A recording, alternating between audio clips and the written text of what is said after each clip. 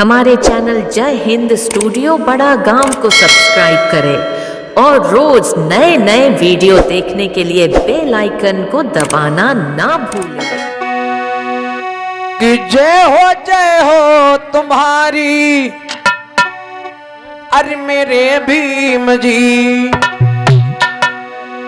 और जय हो तुम्हारी अरे मेरे भीम जी। अरे जन्म भारत में लेना गजब हो गया।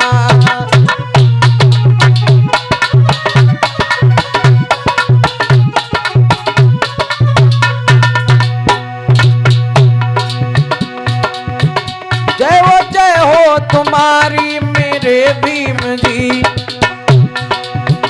जय हो तुम्हारी मेरे भीम जी। जन्म भारत में लेना गजब हो गया। जन्म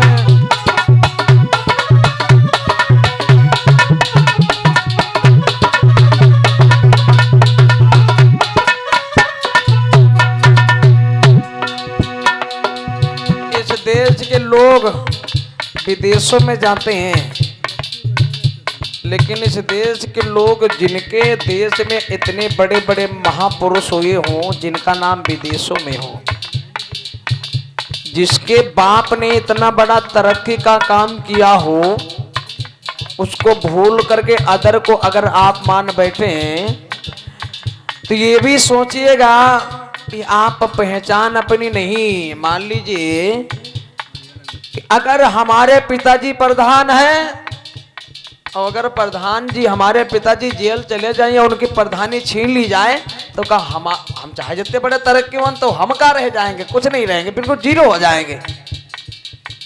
तो इसलिए इस देश के अंदर हमारी आपकी तरक्की या हमें आपको सम्मान मिल रहा है तो उस संविधान की बदौलत है। सम प्लस विधान, सम माने बराबर और विधान माने नियम।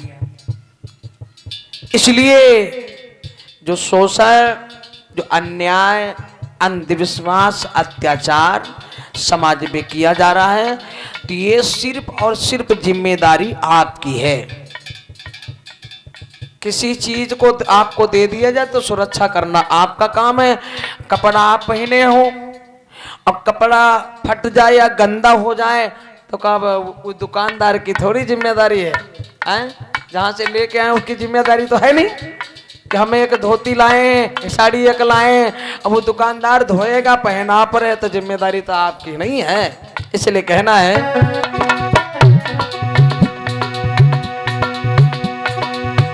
जन्म लेना तुम्हारा तो बस ठीक था। जन्म लेना तुम्हारा तो बस ठीक था और संविधान को बनाना गजब हो गया।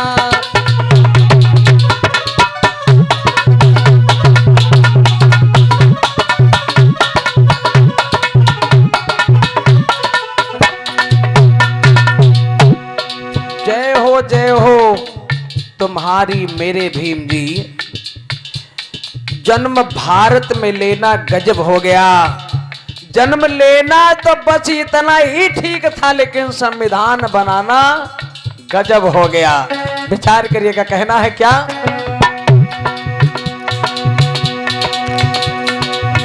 हर नजर उठ रही है तुम्हारी तरफ, हर नजर उठ रही है तुम्हारी तरफ और तुम्हारी नजर है हमारी तरफ। विचार करिएगा, आप जब से संविधान आया है तो हर आदमी मनुवादी बाबा साहब की तरफ उंगली उठा रहा, नहीं उठा रहा है? कहीं बाबा साहब की प्रतिमा तोड़ रहा है, कहीं संविधान मिटाने की बात कर रहा है, कहीं एससी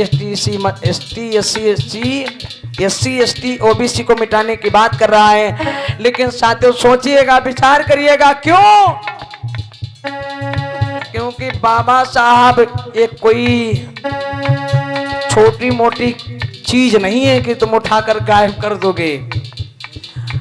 जिस चौराहे पे जाओ उस चौराहे पे अंबेडकर की प्रतिमा लगी, कितनी तोड़ोगे? एक तोड़ोगे, 1000 पैदा होती नहीं होती हैं। इसलिए आप अंबेडकर की प्रतिमा तोड़ पाओगे। ध्यान देना मेरी माता बहने, आप अंबेडकर की सिर्फ प्रतिमा तोड़ पाएंगे लेकिन अंबेडकर के विचार नहीं तोड़ पाएंगे। विचार करिएगा, कहना है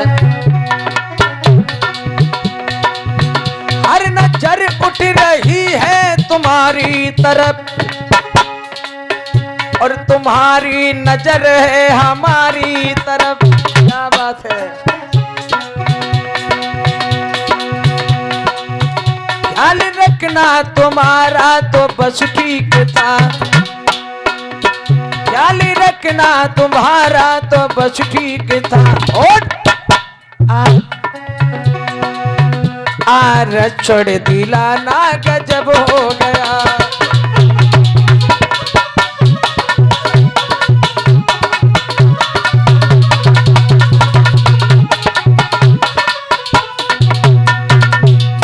ख्याल रखना तुम्हारा तो बस ठीक था लेकिन आरक्षण दिलाना गजब हो गया।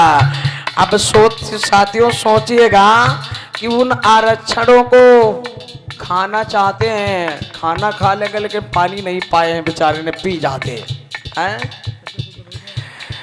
इस देश के अंदर 130-135 करोड़ जनता है लेकिन इस देश की सुरक्षा में सिर्फ एक बाबा साहब का संविधान है। उसी संविधान से पूरा देश चलता है और जिस संविधान से पूरा देश चलता है तो बताओ संविधान और देश में 130-140 करोड़ जनता खा लेंगे? आप विचार करिएगा, असंभव है। SC ST OBC जाग चुका है। इसलिए कहना है क्या, बन के बैरिस्टर आए मेरे भीम जी। ये बात 1923-24 की है। बाबा साहब भीमराव अंबेडकर बैरिस्टर बनकर जिस समय आते हैं बंबई के लघुवाद न्यायालय में, तो बाबा साहब भीमराव अंबेडकर को कोर्ट में नहीं बैठने दिया क्योंकि वो अछूत थे। कुर्सियां उस कोर्ट में पड़ी थी, अंबेडकर जैसे बैठने के लिए गए तो उनको कुर्सी से हटा दिया गया। अंबेडकर, एक कुर्सी पर आपको बैठने का अधिकार नहीं है और आपकी जमीन है और जमीन पर बैठो, आपको कुर्सी पर बैठने कोई का अधिकार नहीं है। अंबेडकर का भरी सभा में अपमान हो गया। अंबेडकर सोचने लगे, विचार करने, बैरिस्टर थे, विचार करिए। अब साथियों अंबेडकर सोचने लगे मैं यहाँ पर अकेला हूँ, यहाँ पर काफी लोग हैं और मैं अकेला क्या कर सकता हूँ।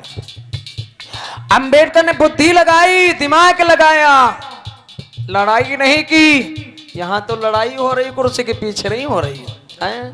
गोली तक मार दी जाती है, पैसा देकर के कुर्सी छीन ली जाती है। लेकिन विचार करिएगा, बाबा साहब ने अपने बुद्धि से काम किया। उन्होंने कहा अंबेडकर, इस कुर्सी पर तुमको बैठने का अधिकार नहीं, कुर्सी हमारी और जमीन जमीन। आवाज आ रही है मदीदू? कुर्सी हमारी और जमीन तुम्हारी। क्या कहा? कुर्सी हमारी और जमीन तुम्हारी। अब विचार करिएगा अंबेडकर ने दिमाग कितना बड़ा लगाया एक ही पॉइंट में। जैसे उन्होंने कहा अंबेडकर, कुर्सी हमारी और जमीन तुम्हारी है, अंबेडकर ने कहा ठीक है, जब कुर्सी तुम्हारी है तो तुमको कुर्सी पर बैठने का अधिकार है, हमको कुर्सी पर बैठने का अधिकार नहीं है।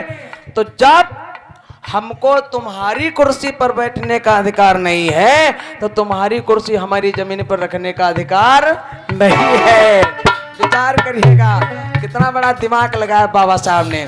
लड़ाई भी नहीं की और कुर्सी तुरंत ही मिली, नहीं मिली। इसलिए कहना है क्या, बैरिस्टर तो बनकर आए भीम जी, बन के बैरिस्टर आए मेरे भीम जी। कोर्ट में भी सताए गए भीम जी। विचार करिएगा, कोर्ट में भी सताए गए क्या?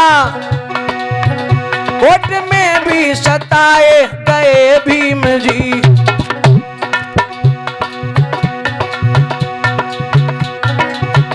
कोर्ट से भी हटाया तो बस ठीक था। वो लोग नहीं जानते थे अंबेडकर के पास 4 PhD, 9 भाषाओं का ज्ञान, 32 डिग्रियों के अंबेडकर एक ज्ञाता, 32 डिग्रियों के एक इतने बड़े पढ़े लिखे विद्वान थे। तो विचार कर रहे, उनको पता नहीं था कि अंबेडकर इतने बड़े ज्ञानी हैं। अब होता क्या है, उसी कोर्ट में बंबई के लघु न्यायालय में क्या किया, कोर्ट से भी हटाया तो बस ठीक था।